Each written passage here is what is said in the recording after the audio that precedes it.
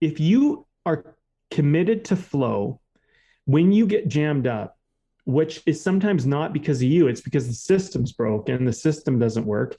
If you're committed to flow, you find a new path. A river makes a new path. If it can't go a certain way and enough water is being pushed down that path, the river will find a new path, Mm-hmm. even if it gets blocked. So you if you are the one that's generating the energy of the river, if you want to think about it that way, and your path gets blocked, start looking for new options.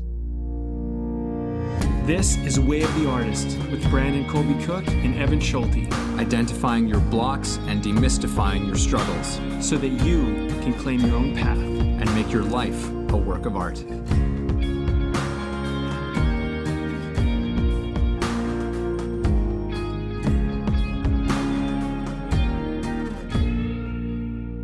Hello, hello, hello. Once again, everybody tuning in, listening to us have a conversation of sorts, talking about creativity. And today we got one that, as always, is somewhat relevant for either Brandon or myself. I think this one's relevant for both of us right now, something that we're both experiencing, something we're really noticing.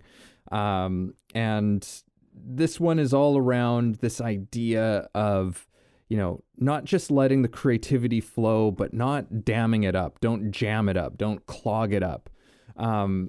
You got to let it move. You got to let the creativity have movement in your life. And we're going to get into why that is, and probably some stuff about, you know, like why do we jam things up in the first place, all that kind of stuff. So, Brandon, what do you got to say?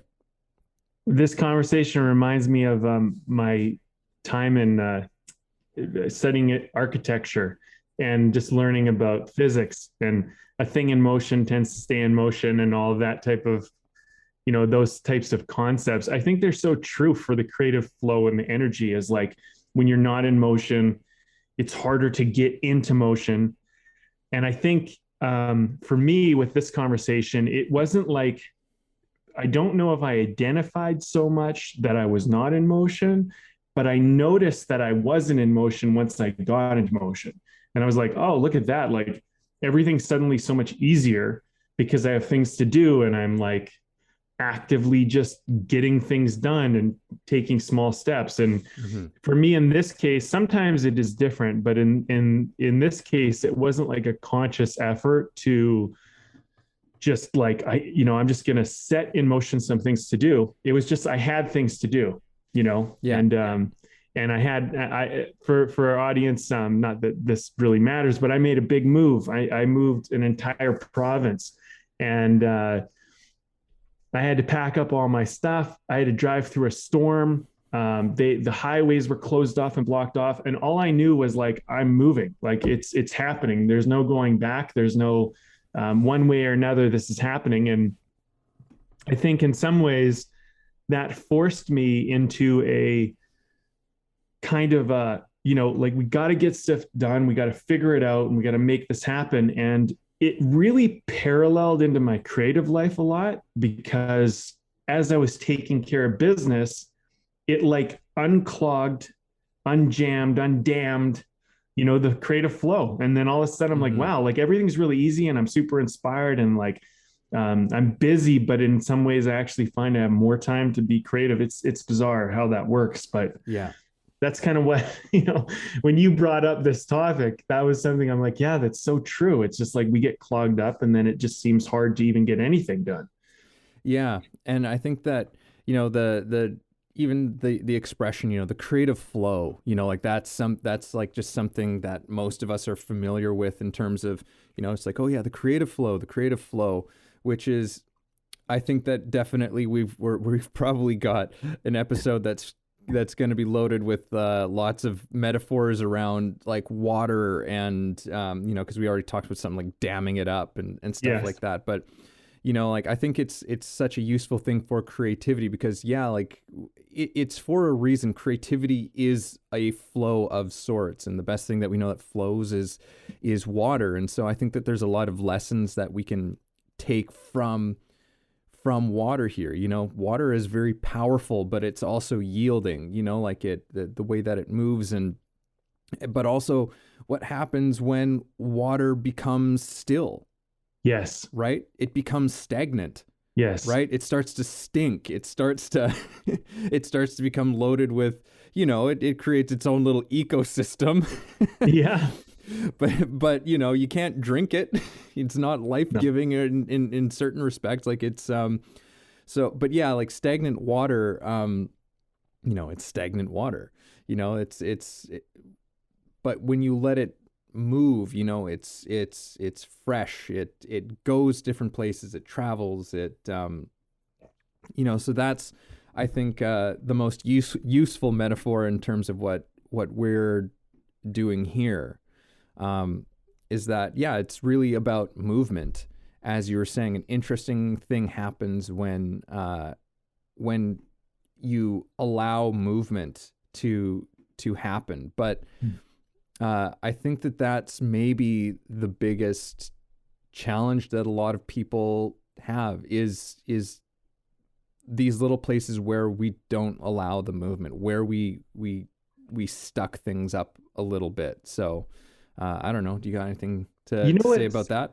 I do. Something just came up for me when you're talking about water, and it's kind of like channeling. Like with water, when you channel water, it has a certain, you can increase the power of it. You can increase the direction of it, right? And I think with creativity, that's where structure maybe comes in, and like having maybe a little bit of direction as to what you're doing. You channel this creative flow, but if you dam it up, if you put something in the way of the channel, you stop that flow from being able to move in a direction that it wants to go. And I think sometimes we don't realize how we've dammed it up. Like, there's like, if you think of a dam, like if we're used to this metaphor, right? Like a dam that you built, you were holding back, like it was designed to hold back a certain amount of something like that. That's very purposeful. But like, if you were looking at like a river and a bunch of like beavers or like, trees fell and they clogged up the water, and then all these plants and junk get caught into these fallen logs, all of a sudden that water, it just builds up, and then it might start to spill over to the sides, and it gets into areas that you don't really want it to get into.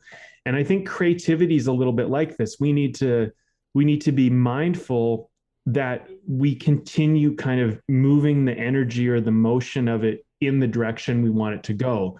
And I think the artist, you are the channel, you're the conduit to the creative flow, to the water, to whatever you want to call it, right? And it's like, but if you're all blocked up, if you're all dammed up, or however, I like that kind of like gunked up, even like you're just kind of, you're not at ease. And if you're an actor, it could be like, you're not taking care of your body, you're eating bad food, you're not working out or being active, you're sitting on the couch too much, stuff like that. And your instrument is all gunked up. It's like you're not working on your voice, you're not doing anything. And then all of a sudden, you go like, I want to be acting, I want to be doing this stuff, but your body's not ready. Like for me, I'm a writer. I write every single day, and it doesn't matter if it's crap, but I write because it keeps me like ungunked, undammed. There's always a flow going. There's always a little direction going. And it also helps me, like, I mean, as an artist, it helps me assess how gunked up or dammed up my creative flow is. Like, because if I'm having a day where I'm just having a really tough time writing, I know, because I've been doing this for like 20 something years, it's like, okay, like what's in my way, and that becomes part of my writing process. I actually work that out so it doesn't build up on me, and I don't really find I experience writer's block anymore because of that. It's very helpful. Yeah. But this is kind of the channeling, and the maybe taking care of the channel is kind of a big thing that's coming up for me as well, in kind of relation to what we're talking about.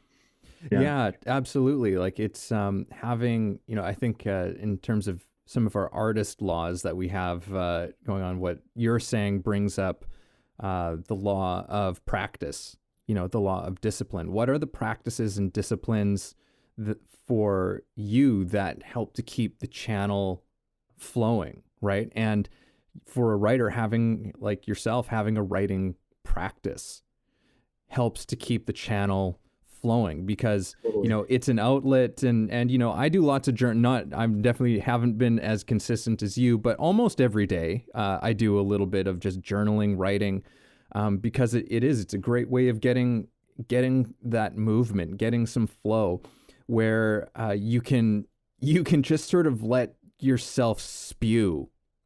You can get the gunk out and get things moving, so that when you step into do your creative work, or your work type of work, you've got some movement already happening. The water is already starting to flow for you, and you have movement. So it's almost like these little ways of maintenance, scheduled routine maintenance that you do can be so beneficial for keeping that creative flow, doing what it's supposed to be doing, letting it all flow. Mm-hmm. Yeah. Practice is a big part of it. And I think, one thing I've realized too through this move, because there was a lot of stressful things that were going on. For example, it's just like, okay, we got all this stuff we got to get across in a vehicle. There's all these restrictions and weird things going on in the world, so we have to deal with that. We got to figure out how to get it in a vehicle from, hundreds of miles, right? Hundreds of kilometers, across a highway that it just so happens there's a massive storm going on during this time. One of the highways, actually a couple of the major highways were flooded out. Like literally the floods had taken it out. So they're doing major construction. So you have to do a detour. Just to give people an idea of how extreme this was, to get to a place which is Merritt from Vancouver, which would normally take 3 hours of travel, took 10 to 11 hours just to get there. Yeah. And this is like a 14-hour journey on a good day by vehicle. And so then driving along through the storm, I saw at least 25, if not more, vehicles, like cars, spun out and flipped over and on the side of the road. That's how intense the storm was.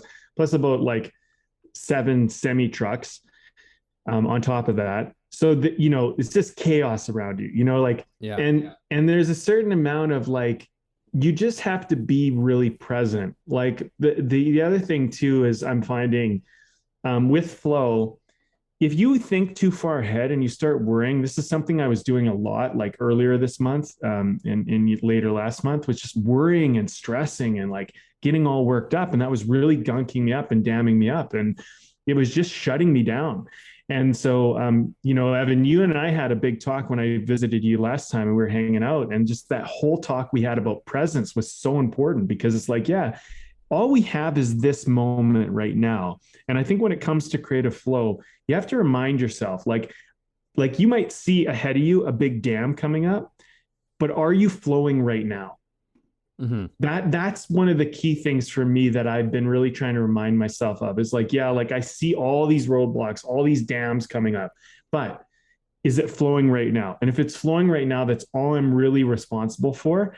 I don't know what's going to happen. And enough, these dams that I thought were in the future were going to stop us, they didn't stop us. Mm-hmm. And I believe that's because the momentum of the present was powerful enough to deal, and we were able to channel through and problem solve, getting through the other roadblocks that we were worried about coming up later. And it wasn't just me. I mean, I was traveling with a crew of people, and everybody had roadblocks. And everybody was a little stressed, and everybody was a little worried. And they're like, hey, how are we going to do this? How are we going to do that? And we just worked together, and at the end of the day, the answer really was just be present.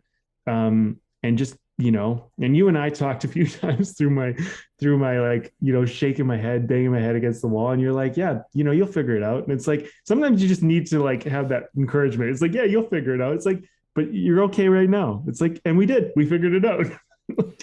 It's so hard when you're in it, man. It's like, you just don't know how you're going to figure it out, but you shouldn't let that stop you. You shouldn't let that stop you is my point. Yeah. And there can be that, there can be that anxiety around like looking ahead, which is just, is rarely a useful exercise, right? Like if like you were saying, you keep your mind on the present, you keep your mind on the thing that's right in front of you. And if you run into one of those roadblocks, you won't know how to deal with it until it's in front of you. Mm-hmm. So often is the case, like I think that we try to have all of the answers before we head out. And look, I feel like we've been talking about this quite a lot in our podcast recently, but look, a plan is great, and having a few different things in your tool bag of ways in which you can address certain problems that may or may not arise is not a bad thing.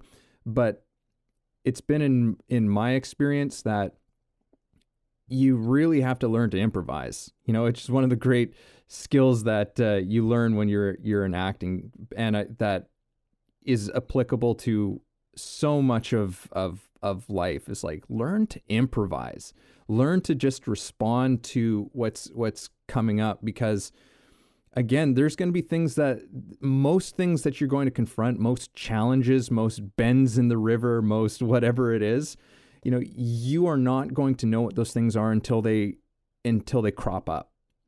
And until you can actually see the thing that's in front of you, you don't know how to respond to it, because otherwise you're just responding to a hypothetical situation, right? Totally. Which is why, like, even in the world of science, like with highly educated and intelligent people in their fields, there's hypothesis and there's theory, but they're all just theories until you actually do it.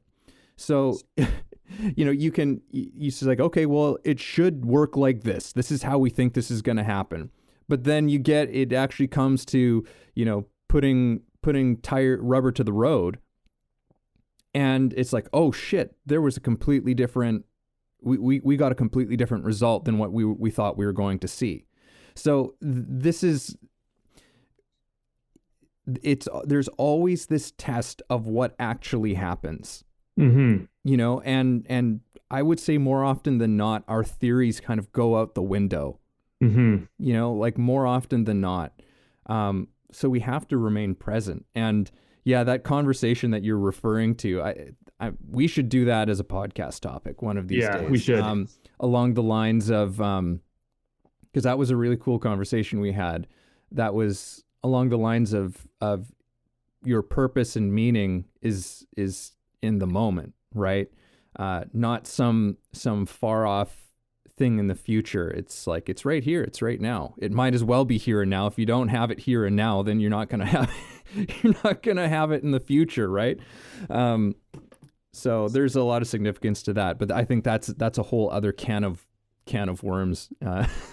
Yeah, and we'll open it in the new year, and that'll be an exciting conversation. I mean, who knows? Maybe the next one. But you brought up some things that I think are really interesting to consider in this whole talk. Is like the whole idea of science.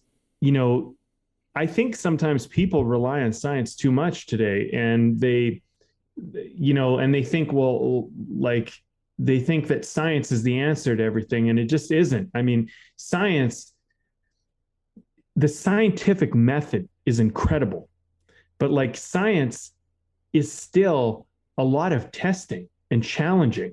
And people don't always realize that. Like, they think science just gives you these finite and complete results, and it doesn't. It's a test. Science is a form of testing something. And in science, there's something called a variable. And art is all about dealing with the variables. Art is all about interpreting the variables. Do you know that even if a scientist comes up with a result, it doesn't mean they came up with the result? It means that they came up with something that suggests a result. And it's very important to understand that, because I think what people do is they think, oh, you can solve this with math or science or something like that. And a lot of things you can't. But Mm-hmm. and a lot of people just think there's no place for art. And I think this is, Evan, it's a fucking problem with our education system, because they put too much weight on science and math, and they don't put enough weight on art. And Yeah. art is equally a pillar in the three, if we're talking about those three, and then it expands beyond that. And by the way, even in film, they call it the art and science of film. It's both. Yeah. And film is very scientific. You're dealing with lenses, you're dealing with angles. There's a lot of math. People don't always realize this, but there's an art to it as well. And there's an interpretation to the variables and all sorts of things that happen. And I think as an artist, like, what advantage you have if you're willing to take on the artist mindset is you have a flexibility that people that only stick in the other two pillars of math and science don't have. And it gives you an incredible advantage, Like, they're like 2/3 of a person if that's all they function in. And so, when we're talking about flow, I think what this conversation is bringing up is bringing up the art of flow, because there's the science and math of flow, right? There's the, look, if I stay active and I do like a few things every day and I'm productive, like, I will make progress, and there's that, right? And then there's, if I set a goal and I put a direction and I make a plan for that, that's all like the math and science of your goals and your art. But then there's the moment of your art, and there's the variables of your art, and there's the dealing with it and responding to it, and things going unexpected that the math and the science just are incapable of even being able to cover. And the artist needs the ability to be flexible and adapt. And here's the most important thing, Evan, and people don't talk about this enough in the education system. How does it feel? Because at the end of the day, you're a human being, and really that's all that matters. Because we can talk all day about what's good for you, what's right for you, but how does it feel? How does it taste? How does it sound? That's what you care about. And so if you deny yourself that stuff, you literally are stripping your humanness from your approach at life. And so I think flow, when you're talking about flow, you need to tap into your five senses. You need to tap into your and I know I'm saying this, something that sounds woo-woo to a lot of people, but your spiritual connection to stuff, there's so much more going on than what you see and the plan and all of that. And I think, like, something that I'm realizing, like, in this experience of this move, like, faith, man, you just have to have faith. You have to trust that if you do, you have to trust it's going to work out. And if I didn't believe that it was going to work out, why would I ever put myself through that? You know what I mean? But I had faith, man. I had faith that it was going to work out. I believed it was going to work out. And not just that, not like in a higher power even, but in myself and in the people I was with, that we would be resilient and we would figure it out, and that we had the creative ability to adapt and respond. And this has given me an incredible amount of confidence to reconnect to that. And I feel it's a very important part of this conversation. Faith and trust. The law of trust is a big part of this. Like, it's funny how all this stuff kind of ties in, but it's like, I think what happens is these things get neglected, and then we get jammed up because we're not honoring the law of play, the law of trust, the simple things, but things that process. Actually really, process, the things that play into all of this. Yeah, man, there's a lot in what you just said. I went on a bit there. It's all good. And I just want to cover that, and then I do want to move on a little bit here. But sure. Like, I think that the thing is that I think good science requires actually is an art. I think good science is an art. Because like you said, science is just a method of inquiry. It's a way of going about things while you're exploring, examining, which is, when you think about it, that's what an artist does too. An artist explores and examines. But it's just in different facets. Science is concerned with a more objective reality, whereas art is typically more interested in the subjective reality of human experience, right? So they're both sides to the same coin. They both demand tremendous creativity to do it well. And I think that that's maybe part of the problem with, some of our ideas around science right now, is that we have this idea of it as a fixed thing. And that is, again, damming up the creative flow, right? That creates a barrier in terms of being able to discover and to explore. When we get too rigid and too fixed about how we think about certain things. I remember a few years ago, it was on that YouTube channel Big Think. Mm-hmm. There's I can't remember who this person was, but they were giving a talk, and they're like I can't remember exactly what their occupation. It was fascinating though, but they're a person who writes about and studies basically just the scientific field, like where are certain scientific fields at right now? What are they doing? And he was saying, he was talking particularly in terms of physics right now, where, some of the most interesting stuff is happening. But at the same time, he was saying it's stuck. He's like, it's stuck right now. And he's like, and in a way, he's like, we're looking for a person, we're looking for our next Einstein to come out who's not going to be trained in a conventional way. Like essentially saying we're looking for a person who isn't necessarily through the conventional institutions of science, but someone who's got some entire different creative type of thing that they're bringing to the table that's going to help bust the whole thing wide open, because everyone's stuck. Everyone's stuck in a mode and model of thinking about it that, no one can see the forest for the trees anymore. So that was an interesting thing. So there's creativity that's demanded in all things. And just, again, I do want to move on, but in this whole sort of science conversation, because I'm not an anti-science person, but it does have its limitations. Like I've heard, there's a number of people who have said this, like science can help us understand what something is, but it can't tell us what it means. Just like how there's all sorts of things that technologically we can do, but whether it's actually a good idea is a huge thing that we're confronting in our world, in our society. Like if you look at almost every single existential threat that we face as human beings is some sort of technology, or is the byproduct of a technology that we have created.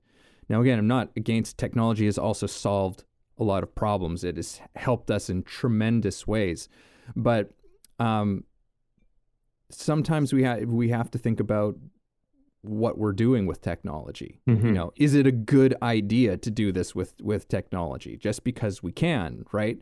And that's, I think, something that we're grappling with. That's kind of a side note. But the last thing I want to say about this is, you look at some of the greatest scientists who've ever existed, in Einstein, Tesla, what's his name? Baum or Bohr?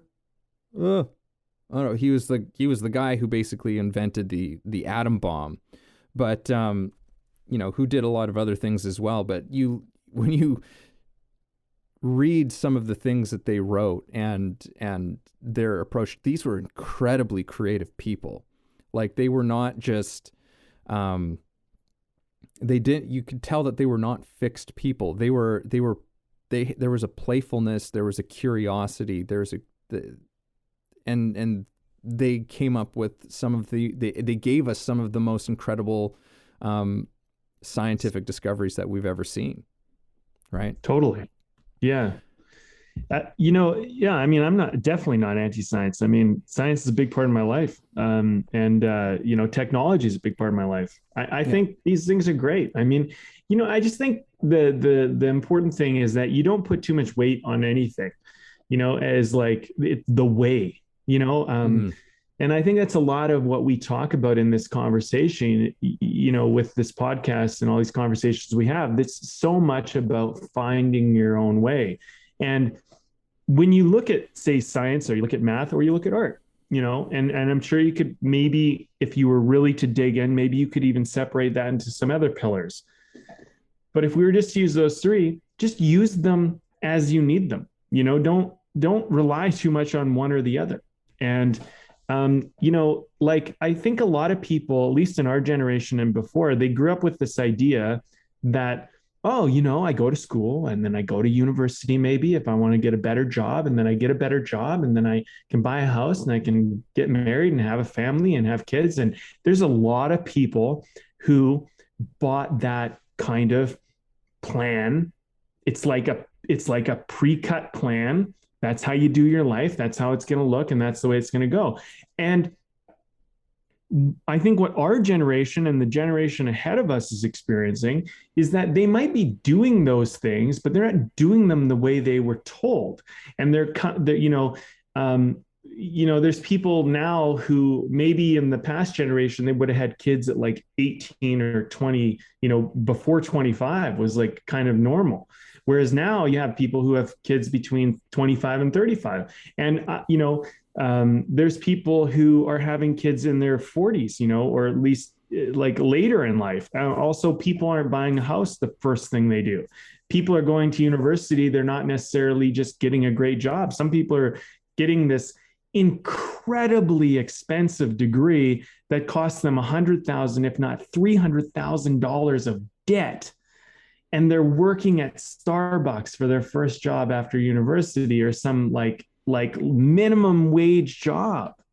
And they have a university education that's worth hundreds of thousands of dollars. So there's massive disruption, there's massive confusion. The system isn't working as was promised. People who thought they would retire and they would have money at the end of working for 50 or 60 years, they're finding out the money isn't there. Like, the system is broken. The system is broken.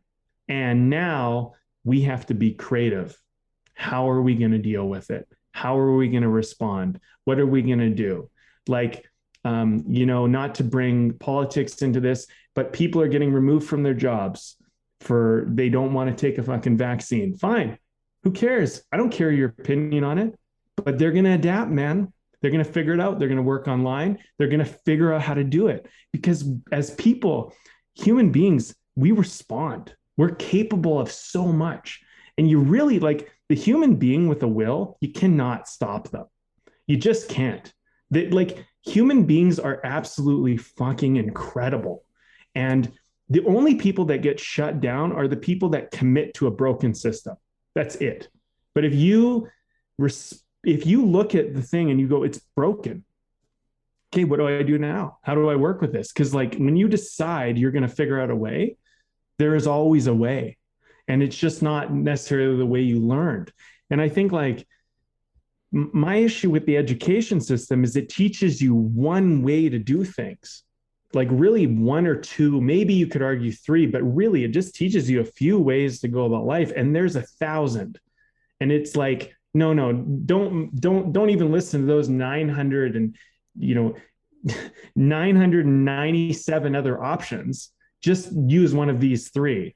And then, like, if those three options don't work, what do you do? And I think that's where this podcast comes in, because we're talking about the other 997 options you have available, if not more, probably more. And it's up to you to find them. And some of them have never been discovered yet. And you might be the person that discovers them. And that's about flow. That's about you saying, look, maybe something else dammed you up. Maybe it wasn't you. Maybe it was something else that blocked your process. So then you got to let that go. Maybe you got broken up with. Here's a great example. You're with somebody, you're in a relationship, and then it ends. And you thought, hey, I'm going to marry this person. I'm going to have kids. We're going to buy a house together. We're going to do all this stuff. All of a sudden it ends. What are you going to do? You got to respond. You got to figure out a way to adapt. If you get locked into one idea as the only way, you're a very limited human being and you're limiting your potential. You're doing yourself a disservice. And I think that's a lot about what this conversation is about, is to stop giving yourself a disservice. Serve yourself, look at your options, be creative. You don't have to do what someone else has done. You might do something that no one has done yet. And you might be that Einstein. Like, this is the thing that people don't understand. You might be that person. Like, you're listening to this, you might be the guy, the girl, the person, you might be the one. And you're walking around thinking, oh man, I lost my job, this bullshit job I didn't like anyway. And you don't know, you're scratching your head. You might be the person that needed to lose the job so that you would show us what the way is, what a way is, what a new way is. Don't underestimate yourself, people.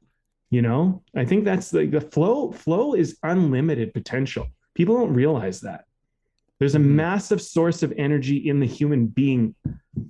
It's a big thing, And letting that energy move, letting that energy, become and do what it wants to do.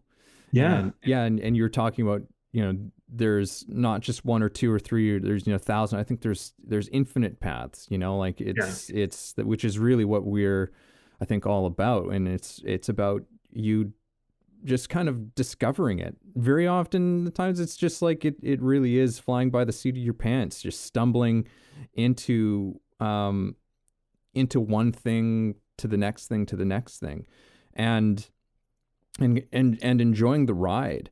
I think, I think that,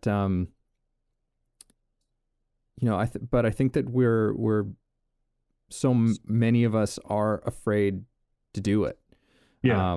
Because it doesn't necessarily promise certain outcomes. Hey, it's Evan with a quick public service announcement. If you're enjoying the conversation you're hearing and finding it helpful, then please help us and take a second to subscribe to the podcast. And we can all be people helping other people, and that's awesome. Now back to the show. Right. To live that way. The promises are often false. This is the thing, is like, if you do your life on a promise, like, don't you think you should be really sure? Like, if you're gonna work for 50 or 60 years on a job that you don't like, for the promise that you're going to be able to retire and that your life's going to look, don't you want to be pretty damn sure that that's going to work out? And I mean, not just like naively, blindly, just putting faith in it. We had a guy over the other day working on the house. We got a wood stove installed, right? And he was doing the wood stove, and he was saying that his stepson is, or his nephew, I forget which was. He was talking about a few people in his family, but anyway, he was saying that he's like 20-something, 2021, and he wants to get into film, and he's doing film school and all that stuff. And like, we're pretty big in the industry, like, and Gabriel, who is my mentor, like he's working like they're up for Oscars, they're like big shit. So we're like, bring them over. Let's let the kid meet some people who are in the industry, well, he can ask us any questions he wants, and the thing is like, you probably learn more in one day of conversation than you will in all of your film school. Because the thing is like, film school is great for I'm not saying film school is not a good thing to do, but people just don't put all your eggs in that basket. If you want to make films, film school is a part of your filmmaking journey. It's not your filmmaking journey. What you're going to find out is that the people you meet along the way and the things you do and the adventures you have, that's where you're going to learn a lot of this stuff. And like, school doesn't necessarily encourage that. And that's my issue with it. And I hope that changes. But like, school should be telling you, like, you know what you need to do? you need to go drive down to Los Angeles and you need to go to the American film market and you need to hang out with 8,000 producers, which 7,000 of them are sleazeballs. And you need to have that experience, and you need to, and full of shit. Right. And you need to have that experience, and like, you need to bank on yourself, like you and I drove down to the American film market. We didn't know what the hell we were doing. We just had a script in our hand and a vehicle, and we drove down there and we did it, and we learned a lot. We learned a ton. And then we ended up sitting next to one of our mentors. I remember Dov Simmons, who I consider him a mentor. I remember I sat next to him at AFM. Like, it was just like, Dov, holy shit, like, this is crazy. You know what I mean? And this is the guy that taught us film in his weekly workshop, which was amazing, by the way. I totally recommend it. But like, you're down there and you're like a peer with that person all of a sudden. This is the thing, like, you don't always realize that the opportunities in your life, they're so abundant. But if you're so tunnel visioned and you just think it has to be one way, you just don't see your options. And, my hope is like people break away from that, because I think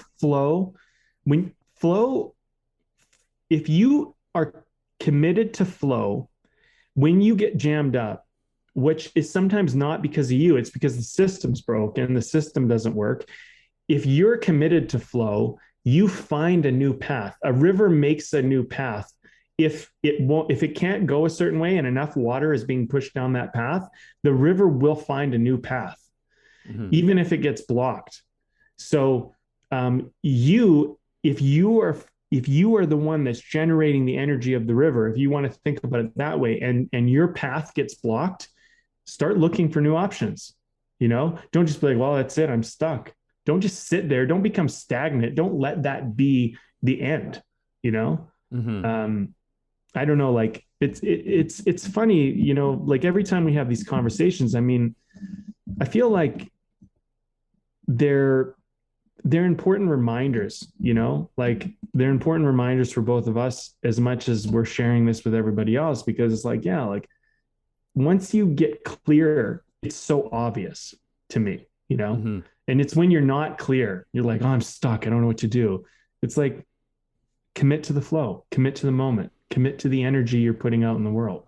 Yeah. Get present. Like, like one of my just most base pieces of advice for actors, and that I give to my students, actors always talk about, it's like, oh, I'm in my head, I'm trying to get out of my head. And, it's this, it's a thing in the acting world. It's a thing in life, but it's definitely a thing in the acting world.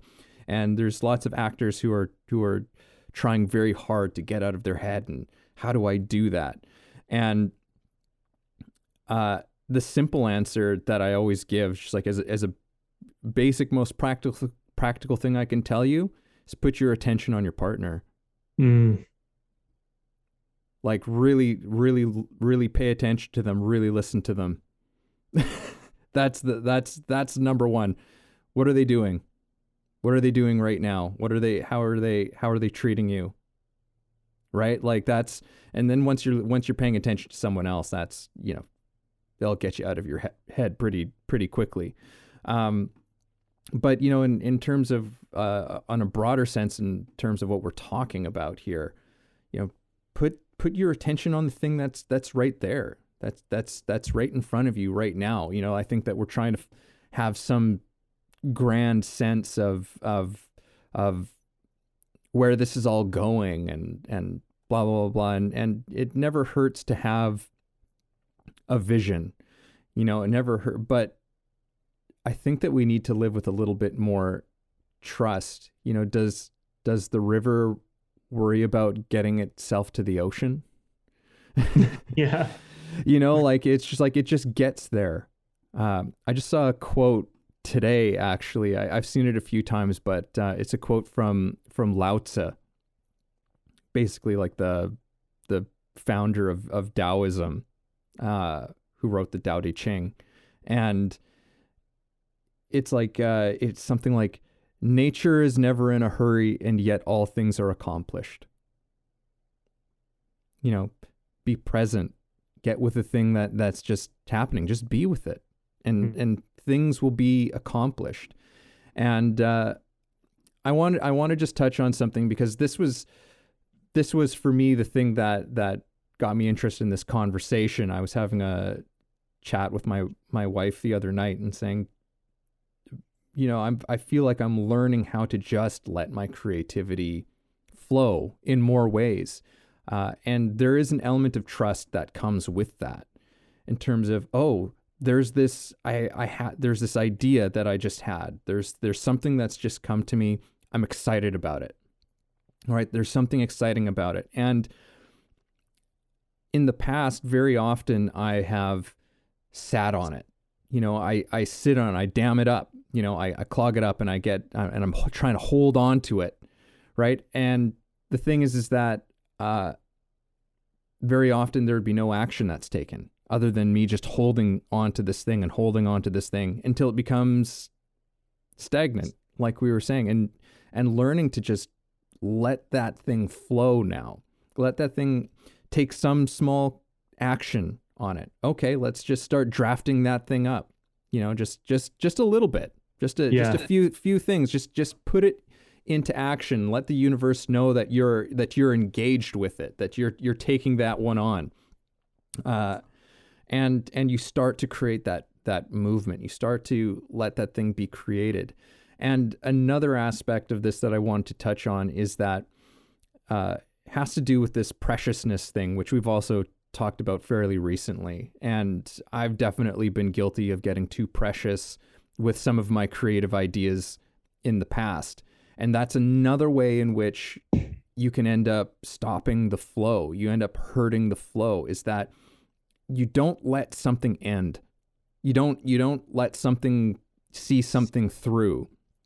And I think that can often come as a result of, I have this really good idea, and we become so possessive of it. We become so, I don't know, we take it too seriously in a weird way, instead of just engaging with it as play.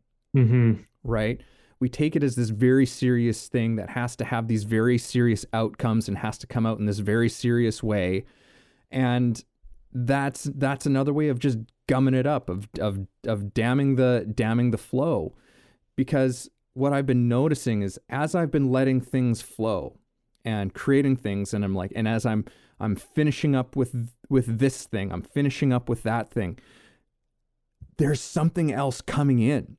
Yes. Like, I've been noticing that it's like, whoa, there's a new thing. Here's a new thing coming in. As this thing's going out, a new thing is coming in.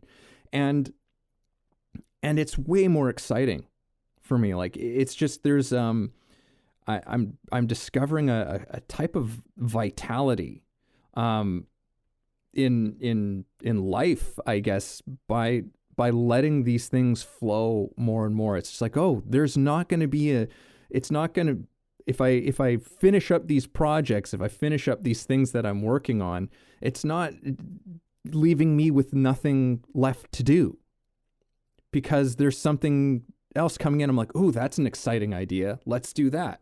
That's going to be what I work on next. Right. So letting it flow is just, there's this relationship between, I don't know, this thing of like, there's fresh water that's still coming in, like you've got to let some of it go. There's this, yes. Our laws of beginning and ending, there's that relationship. When you let something end, you allow something else to begin.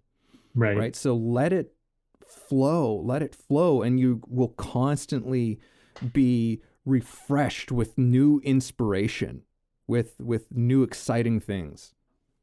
This is great you bring this up, because for example, like, I was talking about a script the other day, and I was like, when I was like 19 or something, or 18, I wrote this script. I wrote like 30 or 40 pages of it, and I was telling the idea, and they're like, I'd read that. That sounds awesome. And I was like, yeah, well, I didn't finish it.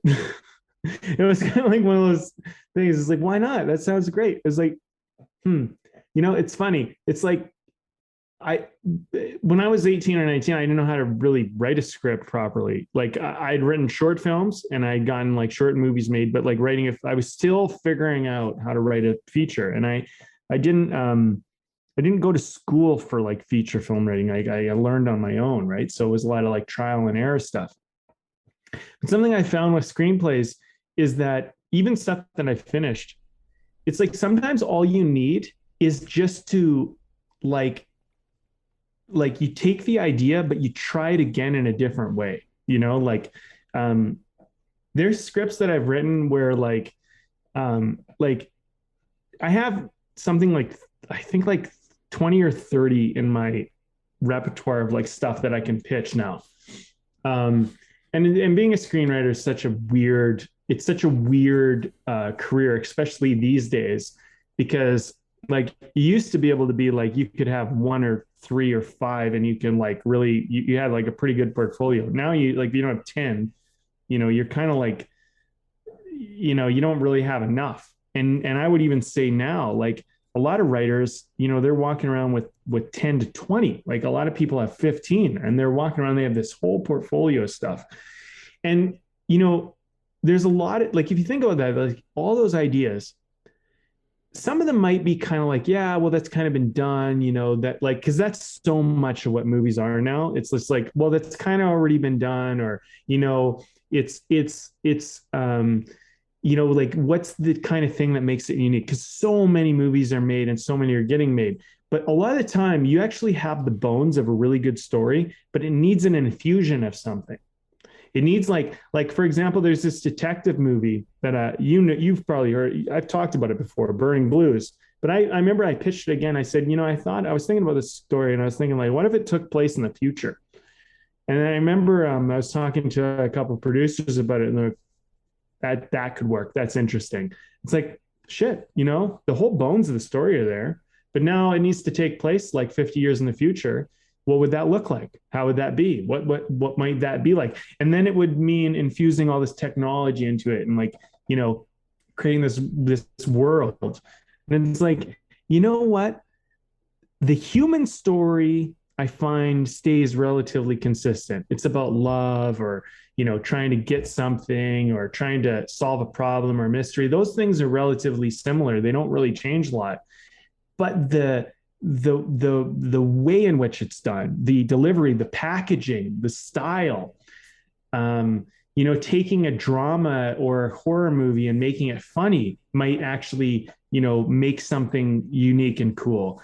So like, it's just sometimes I think what I'm trying to point out is that sometimes you already have a lot of what's already there and you just need to change your approach. And we talked about this in our previous, our previous conversation. Was kind of interesting how these things always kind of match each other, but it's like, yeah, maybe getting flow going is just approaching it different. Just approach whatever you're going after in a different way. Cause maybe there's a way through to exactly what you want. You just need to go about it a different way. Maybe the way you're going about it is too direct or too obvious or too benign or like pedestrian, right? So be creative. And I think why I'm getting to this, Evan, is because you talked about seriousness. Don't take it so serious. Be playful, be creative, have fun. Because I think when you have fun, when you go like for example, for any screenwriters out there, I might say, like, say you have a story that you're like, I really want this story, but like no one's interested in it. But I like it. I care about it. I put a lot of work into it. Change your approach. Could you make it something different? Could you change the genre? Could you change the style? Could you change the date and time in which it occurred? Like for example, if you have this really great action movie, what if it took place in the 1700s or like 1000 BC? Like what if you just flipped it and you tried something different? Could that work? And when you do stuff like that, you're thinking outside of what everyone else is thinking about. And for the artists out there, play, have fun, try some different things, see what happens. You might find that you unlock an incredible amount of inspiration inside of you. Yeah. I think that when you act from a place of excitement, a place of inspiration, as opposed to, because I know this isn't what you're saying, but I want to make sure everyone is aware of this. It's not about saying like, oh, what if you did it this way just to be interesting? Like that can be an interesting exercise. Like you can do that. Like, okay, well, what could be some interesting new directions? I mean, you can come up with 1,000 and more different directions. You could take some project or whatever that you're working on. But the one to pursue is the one that's exciting. Yes. The one that's exciting to you. There is this very important relationship between your excitement and what is genuine. You know what I mean? Because if you're not excited about something, then whatever you come up with I think is going to be contrived at some level, right? Because you're trying to do something like in respect to writing a script, you're going to start writing stuff that you think that other people would think is cool and interesting. Great and so point. You're not and that's not where your creative original center comes from. The excitement place is where that stuff comes from. And if you trust that and you allow that stuff to start spilling out, when other people see it, I promise you, people are going to be like, whoa, I've never seen something like that before. Or I've never seen somebody take that in this direction before, or whatever it is, right? The excitement is where it all comes from. That's the well that's going to feed it. Yeah. You know what, Evan? You just brought in something, and I think it's really important to mention because we're talking about flow and getting jammed up, but we haven't really talked about source. Like, where does the water even come from in the first place? Like, what was the source of it? And like, for example, like you could say, okay, well, and track it back to what got you excited about the thing in the first place. For example, we did a table read for a movie that The Burning Blues, actually, this detective movie, where it was like, okay, we got some names, we got some people, there might be like hundreds of thousands, maybe millions of dollars put into this movie. And it was a really exciting time for me. And I'm like, I'm going to be a movie. Like, I'm going to, it's my big thing. Right. And it didn't work out, but I remember I learned a lot. I just learned so much from that experience. It was just such a eye-opening experience for me. But one of the things that really stood out for me in that whole process was, I remember after the table read, the producers wanted to have a table read. I got all these great actors together. We did a table read, and it was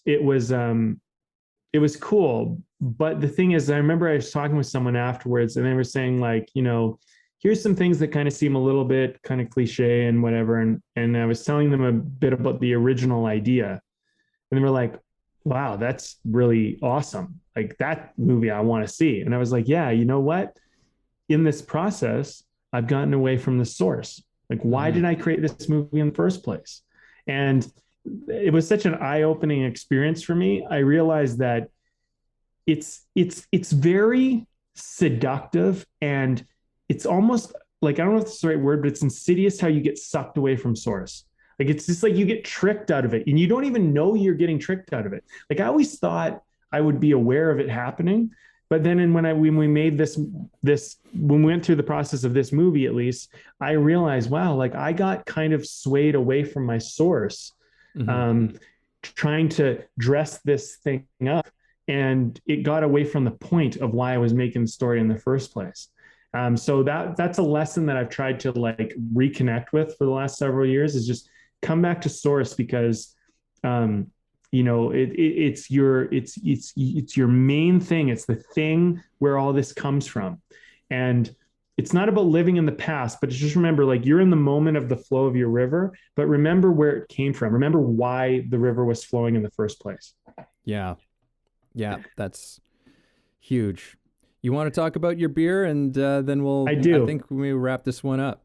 All right. You got no beer today. I got no beer. I'm drinking coffee because it's still too early in the day for me. Too early for you. Not for you. You're in a different time zone now.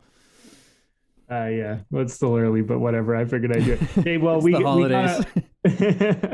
We got a house here in Alberta, Canada. Anyway, so the realtor, he chose this for us. and it's called Party Queen Honey Farmhouse Ale. And this is from Snake Lake Brewing Company, which I've never had a beer from before. And I believe they are an Alberta brewery. Yeah. Well, I'm going to have to look into that one.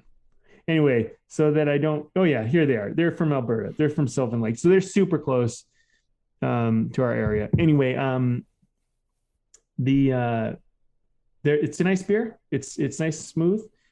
It's a little bit bitter, but tasty, and it's a nice little welcoming to the Alberta landscape. It's my first craft brewery that I've had since I've been over here. So that's what I'm doing, Evan. Very nice. And it's it's a funny little name for the beer, but there you go. Yeah. I won't get into it much more. But anyway, okay, well, let's wrap this baby up and call it a day. Any final thoughts? Yeah, you know what? I think that I'm just going to reiterate just sort of what I said kind of at the end here as well. Just like that flow is your excitement, and take action on that excitement. Allow it to keep on flowing and moving. And I think that requires a degree of trust. I think that's a huge part of this for me, is that, trust that the flow is going to go where it needs to go, but you just need to keep the channel open and let it move through. And the thing to let move through again is the excitement. That's the thing that you need to let flow, and trust it. More stuff will keep on coming through for you. And yeah, I don't know. I think it's just follow that excitement, and that's your flow. Take small actions on these things all the time and develop that practice in your life. I think you summed up a lot of the key points and the key takeaways from this.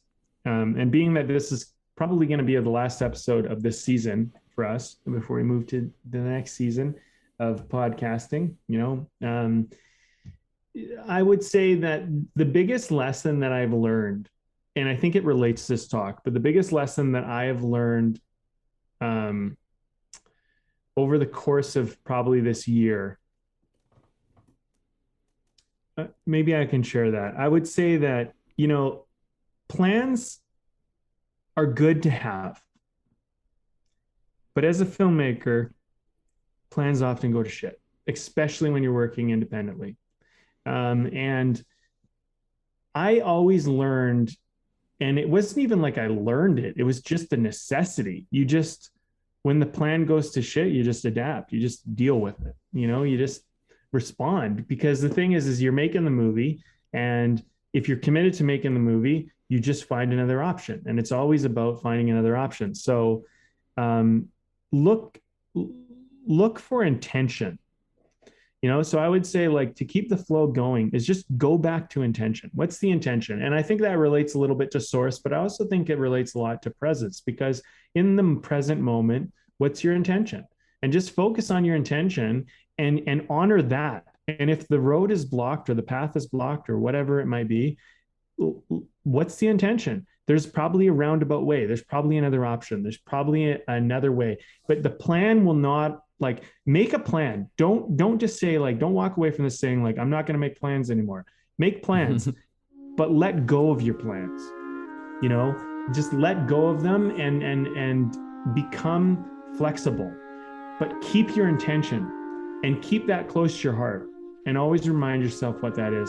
And I think when the plan goes to hell, you're going to have the intention to stay consistent with. It's going to keep you centered, and you're golden, baby. You're golden.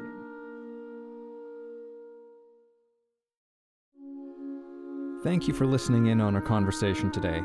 We hope you found something helpful that you can carry forward with you. Head over to our website, wayoftheartist.com, for more free exclusive material and learn about the show.